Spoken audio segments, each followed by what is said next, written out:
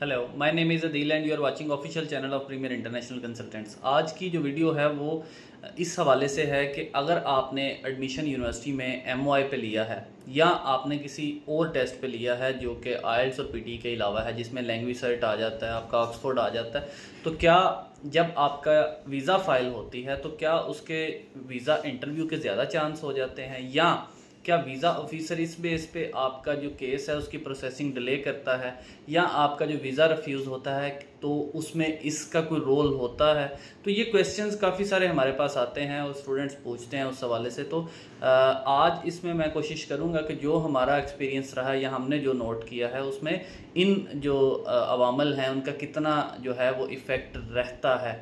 सबसे पहले तो एक चीज़ समझने की ज़रूरत है कि जो यूनिवर्सिटीज़ हैं वो इंडिपेंडेंट हैं अपने एडमिशन्स के हवाले से, कि वो एडमिशन अपनी मर्ज़ी से करते हैं। उसमें बहुत सारी यूनिवर्सिटीज़ का आपने ये देखा होगा कि वो उनका एक अपना इंटरनल टेस्ट होता है, यानी वो तो फिर कोई जो टेस्ट हैं उनमें से भी एक्सेप्ट नहीं करते, यानी लैंग्वेज सर्ट, ऑक्सफोर्ड, वो एक अलहदा चीज़ है। लेकिन इसके साथ साथ जो है वो आपका जो टेस्ट है उसको भी इंटरनल टेस्ट को भी एक्सेप्ट करते हैं। अब इंटरनल टेस्ट यूनिवर्सिटी का एक अपना टेस्ट है, अगर वो उसकी बेस पे ग्रेडिंग कर सकते हैं और उसकी बेस पे आप वीज़ा फाइल कर सकते हैं, तो why not for language cert and Oxford. और उसका इफेक्ट भी कोई नहीं होता।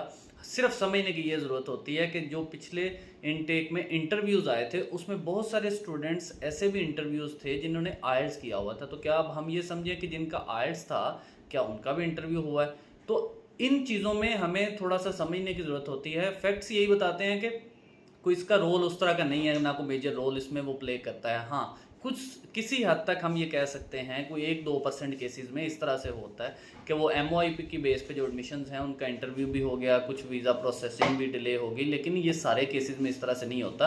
और इसी तरह से जैसे मैंने आपको बताया कि आइल्स और पीटी वाले बच्चों का भी इंटरव्यू हुआ है, तो अगर उन लोगों का भी हो सकता है कोई 1-2 या कुछ 4-5 केसेस में, तो इसमें इनका भी हो सकता है। लेकिन ये कहना कि अगर मेरा इस स्ट्रक्चर पे या इस टेस्ट पे या एमओआई पे एडमिशन हुआ है तो मेरा 100% चांस है इंटरव्यू होना ही होना है, मेरा वीज़ा रिफ्यूज़ भी हो सकता है, मेरा वीज़े में प्रोसेसिंग में डिले भी हो सकता है, तो ये गलत बात है। इस तरह की कोई भी चीज़ नहीं है। तो जब भी आप एडमिशन लें, आपकी यूनिवर्सिटी ने जो भी टेस्ट आपके लिए प्रिस्क्राइब किया आप उसको दें और उसकी बेस पे आप अपना वीज़ा प्रोसेसिंग करें। उस बात को सोच के डिले ना करें कि मेरा वीज़ा पता नहीं लगना है कि नहीं लगना, मैंने तो लैंग्वेज सर्ट कर लिया हुआ है। यूनिवर्सिटी जो भी असेसमेंट क्राइटेरिया रखती है वो अपने कैश पे मेंशन करती है, और कैश के ऊपर जो भी चीज़ें मेंशन आ जाती हैं उसमें यूनिवर्सिटी का फिर रोल इतना ही होता है कि वो सिर्फ उनको जर्नल सी चीज़ों पे देख ले, कोई बहुत बड़ा कोई फ्लॉ ना हो या उनका वीज़ा ऑफिसर का दिल ना कर रहा होगा इंटरव्यू करना है, अदरवाइज़ वो नहीं करते।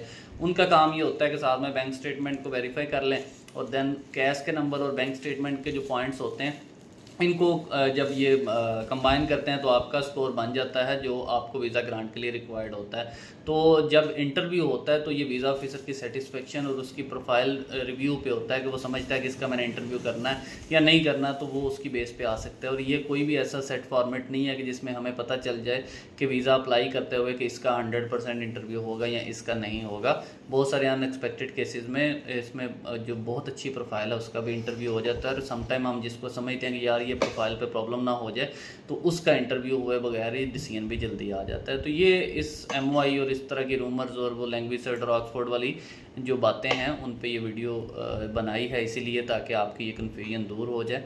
बाकी फर्दर आपको इसके हवाले से कोई और भी इन्फॉर्मेशन चाहिए हो तो आप हमें कॉन्टेक्ट कर सकते हैं। Thank you so much.